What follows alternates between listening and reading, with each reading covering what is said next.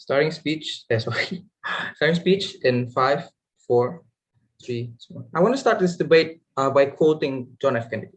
We chose to go to the moon not because it's easy, but because it is hard, because that is the goal that will serve to organize and measure the best of our energies and skills, because it resembles our dream as a human to become better, a communal development as us together fighting against the oppressors, right? This is going to be an important opening given my context, right?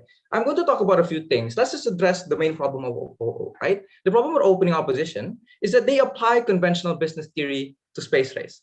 I'm going to tell you why this is not going to be important and it's not unlikely to happen. And secondly, if they want to claim benefits of new jobs to companies that are literally the pioneers of automation, i.e. Amazon, that's going to be their downfall, right? Secondly, I have to address the POI that coming from OO. We are not knifing our opening. We're just stating a bolder stance in saying why we don't necessarily feel that it's urgent for us to actually have any benefit in space race by structural systems that I'm going to tell you. But what I'm going to prove is at the end of the day, it's going to be a lost cause, regardless of how much buckload of money that you're going to get. But even if it is going to be possible, it's still going to need an extensive amount of time that sadly we don't have. And those types of money or even the narrative should just be gone. And say for other person, this is a disaster regrets debate. And we say that we have the justification to describe certain types of world based on our own perspective as closing government, right? There's a few class. Number one, it will create a better solution towards the Earth or Earth's current crisis, right? Because here's the deal: opening opposition brought a big argument that justifies that this is going to be a beneficial because in long term we can use space colonies and put people on other planets, right? A few things to note about this. Number one, understand that this premise depends on the likelihood of that to actually happen, right? Because you have to understand that it's going to be less likely for people. This is a structural reason why it's going to be hard, right? It is understand that the only likely to be able to habit a planet is Mars in the current status quo, right? But that alone is not enough for people to actually live, because we still need a life support system, right? Wearing spacesuits, etc. Because literally that atmosphere in Mars is filled with sulfate and nitrogen dioxide that will literally fuck our lungs if we do not use our spacesuit. Secondly, sure, there will be other planets in other galaxies like Andromeda, the Kepler planet, but understand that it's 1 million light years away. This is not possible. This is important. Why? Because it reason is proof that why in the structural analysis, in their best case technology, they will only use space race as a tourist destination, given the current narrative is already talking only about tourist destination. Like, for example, 1 week going to Mars and then going to back. OO and closing opposition cannot just fiat that there is money, then you will get there, right?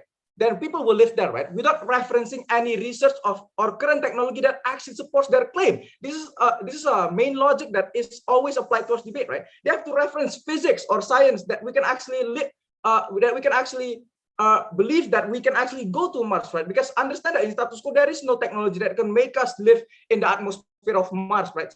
Secondly, Albert Einstein has stated that we cannot go faster than the speed of light. I don't necessarily understand why we can actually do colonization, right? This proves one thing, is proof that on their side of the house, you cannot claim their benefit as a fiat, right? Because we told you that in the best case scenario, given the structural analysis that I've given, the only best case that they can have is in forms of tourism, not colonizing, not pushing people to live on other planets, right? This heavily dilutes or lessens their impact, right? Because they claim that on their side of the house, there will be colony, but I've told you why that's not going to be the case. You cannot just you cannot go with just because they claim we have money and yada yada without referencing the necessary things that is needed, right? So comparatively, so why then when it's only become tourism is bad, right? Number one, it's because that when it in the forms of tourism, it's not going to be very important, right? Because most people cannot access it anywhere. People have jobs, people have 2 jobs, 3 jobs, those kinds of stuff. It will not necessarily be beneficial towards the current planet that we are on, right?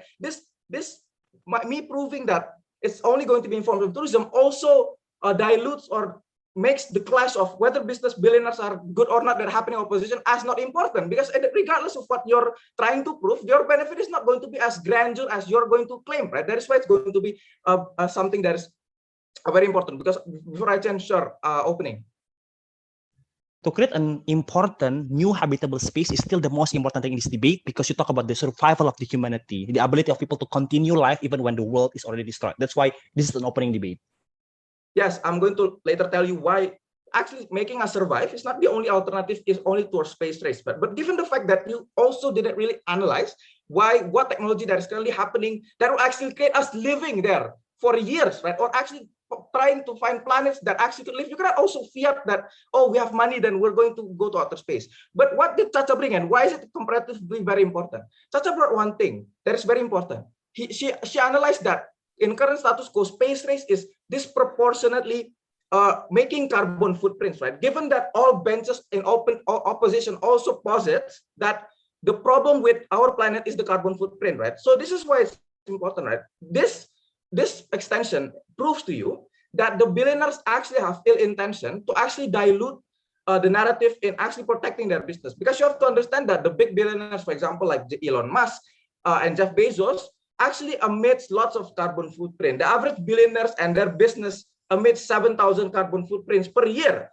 That's 25,000 times higher than the average humans, right? And let's look at the space race, right? Space race is also filled with carbon footprints, right? It's literally the size of the Jersey carbon footprint for a month, right? What does this show you? This shows you that regardless, this shows you that the process of it emits and worsens our environment. And given that I've told you there is less likely of a chance for us to colonize other planets, it makes it redundant for us to actually pursue that kind of cause, right? Comparatively, what did we bring? The counterfactual that we bring that is exclusive is that when there is no tycoon space race, there is no narrative that can justify these